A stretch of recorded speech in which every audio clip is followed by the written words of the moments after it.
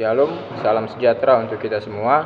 Perkenalkan, nama saya Elwin Cerlawo dengan NPM 22141009 dengan mata kuliah Metodologi Penelitian dan dosen pengampu Bapak Winarto SE MSc. Hari ini saya akan membahas tentang kerangka teori dan variabel. Sekarang kita masuk dalam kerangka teori.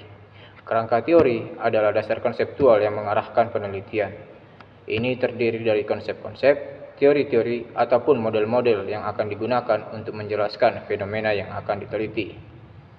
Di dalam kerangka teori terdapat 4 poin penting. Yang pertama, tujuan kerangka teori.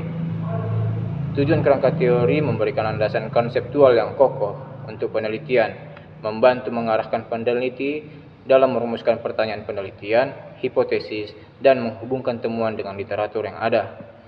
Poin yang kedua, sumber kerangka teori bisa berasal dari teori-teori yang sudah ada di bidang studi yang relevan, pengalaman empiris, atau kombinasi dari keduanya.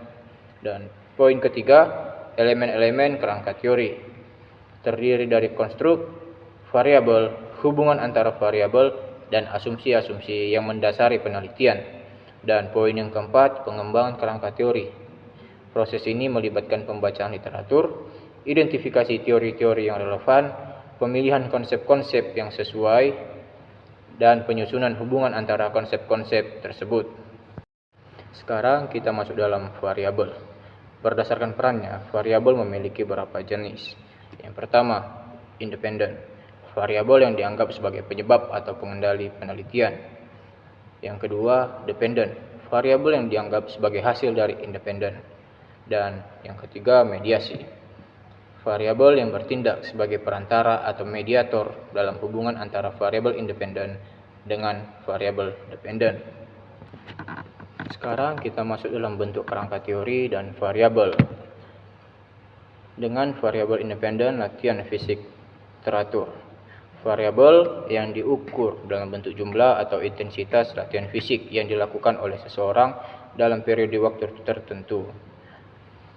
Dengan variabel dependen, peningkatan kesejahteraan mental.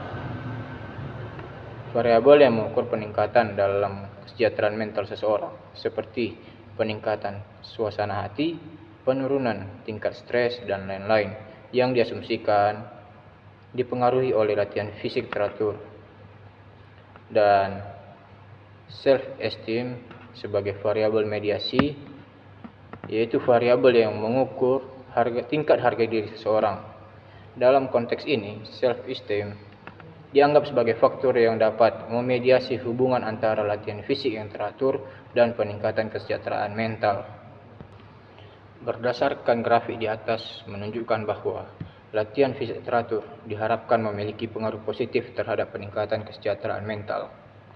Namun, dalam kerangka ini, self-esteem dianggap sebagai variabel mediasi yang dapat mempengaruhi hubungan antara latihan fisik teratur dan peningkatan kesejahteraan mental. Dengan kata lain, self-esteem dapat menjadi jembatan atau mekanisme yang menjelaskan bagaimana latihan fisik dapat mempengaruhi kesejahteraan mental.